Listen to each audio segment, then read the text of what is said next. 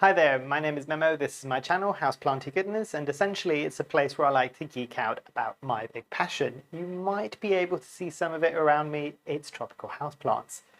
So today I want to dive into a topic which was another viewer request, and this was about the speed of maturity for certain types of philodendrons. So I'll be bringing some philodendrons up to show you as I'm talking about them, but I'll also come talk a bit more about general care about the philodendrons, because even some of the slower philodendrons can grow faster if you've got their care right. So before we dive into specific philodendron, let's talk about getting the care right. Even with some of the slower growing philodendron, you can get them growing as optimally as possible by doing a bit of research into that specific philodendrons. And I know I'm going to mention philodendron a lot more in this video because it was a specific question about philodendrons. I think I'll mention some other aroids as well, but let's focus on the philodendron side of things now. Have some research, or do some research more specifically, into your specific type of philodendron and see where it grows naturally. So a lot of aroid care is generally quite similar, but the conditions might be slightly different. So for instance, an example that I can think of is the Philodendron Varigosum. If you read about where it originates from, it does need bright light, but it also appreciates slightly lower temperatures rather than the blistering heat that some of the others might appreciate. And again, obviously blistering heat for that specific plant. So things like that will make a difference, and as long as you've not got a huge collection like me and you've not got them all at the same place so they all are experiencing the same environment, and it's only kind of a few that you've got here and there around your house, you might be able to manipulate that situation a bit more. So for instance, if you've got a plant that needs a lot of high light but it prefers a slightly cooler situation, especially in the winter, you can move it maybe a bit closer to the window, which is something that you generally wouldn't want to do with a lot of your other plants because they might get a bit too cold. But for the ones that do appreciate kind of slightly lower temperatures, obviously as long as it's not touching a freezing window, but that in itself could help speed up that plant's growth a bit more because you're addressing its specific needs, because that's what it's used to growing in its natural environment.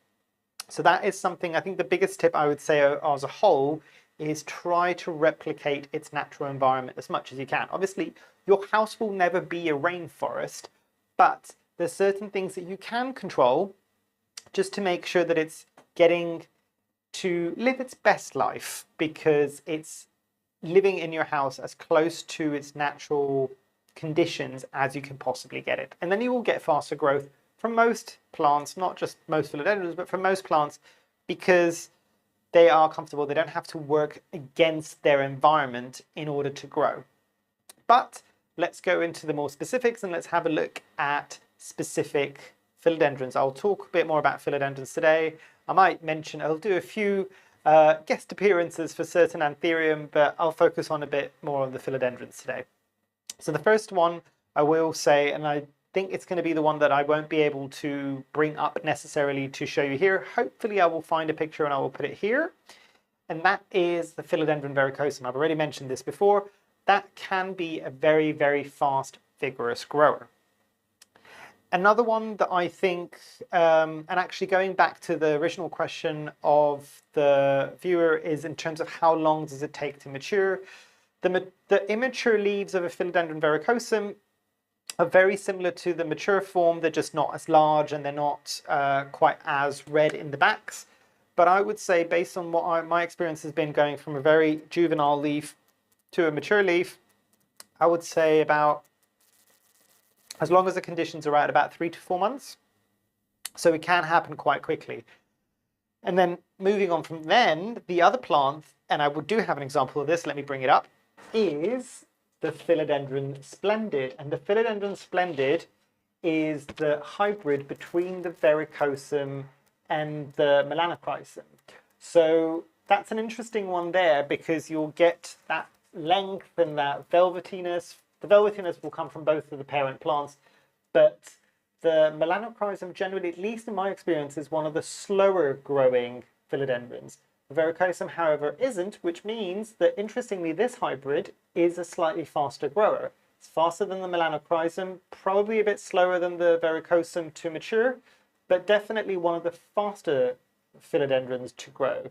And that's an interesting thing to think about hybrids. So if you know that one of the two parent plants of a hybrid is a fast grower, it might mean then also that the hybrid will be a fast grower as well, or at least faster in general, basically. But this one is a very, very cool plant. And this one, I would say, from a juvenile leaf to a mature leaf, it can take between 4 to 5 or 6 months, basically. So it does grow quite well as long as you give it the right conditions, obviously. So let me put this down because this is a very large plant and I'm trying to like knock it. But it's also in pond, so it's very, very heavy. So let me put this down. So another philodendron that's a very fast grower is the Philodendron Malay Gold. And this, I think, in some places is just called the Philodendron Lemon Lime. Some places might have it as a Golden Goddess. But this is one that does grow quite quickly. Let's put it this way. About 6 months ago, 6 or 7 months ago, it was only down here. And now all the way up here with very large, more mature looking leaves, because you can see some of the rippling that's happening in the leaves there. So this is very much one that does mature quite quickly. And I would say from the more juvenile leaves to the more mature leaves, as I said, about 6 months. So it's not too bad. And again, just make sure that you're giving it the right condition. This one I found is one of the philodendrons that does really appreciate going dry before being watered. I don't think, from what I've heard from other people, that this is a particularly fussy one in terms of humidity. And that is another thing as well that you'll hear from a lot of people about the faster growing philodendron, is that they're the ones that tend to be a bit less fussy about their environment. So, and also potentially ones that have been on the market for a while. So some of the rarer ones might be trickier and they might take a bit longer because they've not been essentially bred or cultivated in a way that they can deal with our environment really efficiently. I'm thinking things that might do that quite well, even though it's not technically a philodendron. So the pothos, so the devil's ivy, that's been around for a very long time and it's been probably hybridized or cultivated in a way that it can probably take as many knocks as you can give it. And most people that have got pothos will attest to this. It's very difficult to kill a pothos. So let me put this down and I'll bring up another example. So another example is, and I'll use this to display it as kind of an ambassador for the rest of them that look very similar. So this is the Philodendron Hederaicium Lemon Lime, if I'm not mistaken, or the neon one. And so this is the heartleaf philodendron. This is a viner. I've obviously got it growing up a pole, but very similar to this would be the standard green Hederaicium, even the Micans, which has got the slightly more velvety feel to it as well. The reason why you've not seen me holding both of those is because they're in very awkward places in the conservatory for me to be able to easily pick them up and show you. But they all have similar aspects. This one, ironically enough, is the slowest one, the neon one. As I find generally with most of my neon plants, they tend to grow a bit slower than their standard green form, essentially. But a lot of these plants, and specifically most of the kind of trailing philodendron, they will grow quite quickly. And I don't think you tend to get very, very juvenile leaves, but the time between a juvenile leaf and a slightly more mature leaf can be quite short. And I mean maturely for most people. If you want to get the truly big Philodendron Hederaicium leaves or the Micans leaves, you need to put it on something like a plank rather than a moss pole, because it really does want to grip to something like a flat surface there. And then you'll start getting those bigger leaves. And even in that situation, I would say between 2 to 3 months tops, and you'll start getting quite some large mature leaves. And again, this I can for all of these plants, I am talking about my experience in my environment. Obviously this would vary drastically based on where you are, how you care for your plants, and what your environment is as well. But based on my experience, these are kind of average timeframes that I have found. Let me put this down and let me pick up another plant and I can show you. So apologies for the wobbliness of the image, but I thought instead of actually trying to move the Gloriosum behind me, I thought I would bring myself and you to the Gloriosum. This is definitely one that will grow quite quickly, and it will go from a juvenile leaf to a large leaf within, again, the span of, I'd say, 3, 4, maybe 5 months. And the good thing about the Gloriosum, and I'm sure a lot of people will attest to this, is when you chop it to propagate it, it will maybe revert to a slightly more juvenile leaf, but it will quite quickly go back to a more mature leaf based on what it was growing at before. So a very, very cool one to grow. And I know this is a firm favorite for most people. And I would actually go as far as saying the type of philodendron, so the creepers or the crawlers of philodendrons, can go from a very juvenile leaf to a very mature leaf relatively quickly. So think Plougmanii, think Passasanum, things like that will tend to go towards growth a lot faster than maybe some other philodendrons. So let me put you down and go and find another plant to show you. And I couldn't do a video where I talk about faster growing philodendrons without mentioning the Burley Marx Varigata, or even the Burley Marx the green form. These plants will grow super quick after an initial slow period. And I've mentioned this on my previous video. When I got my first Varigata, got it rooted out, got it in winter, so that might be something to do with it. But based on my experience, it needed about 4 to 5 months to start doing anything. After that, however, and I will pick you up again, so this is one of the propagations I've had from my mother plant. I'll pick you up and show you my mother plant, which granted does have a lot of green still because I generally don't like to remove it. Annoyingly, most of the variegation is towards the window, and you'll see what I mean in a minute. So you'll probably see more of the green leaves in the shot that I'll show you now. But it can grow quite quickly. And I got the mother plant that I'll show you from something this small to the size that it is now in the span of about a couple of years.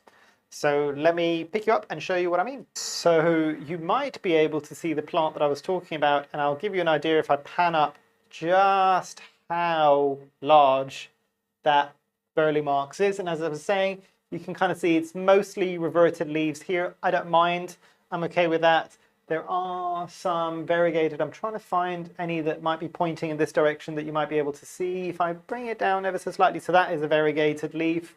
There are quite a few, they're just not pointing in the right direction for me to show you, but take my word for it, the majority of, can you see the window behind?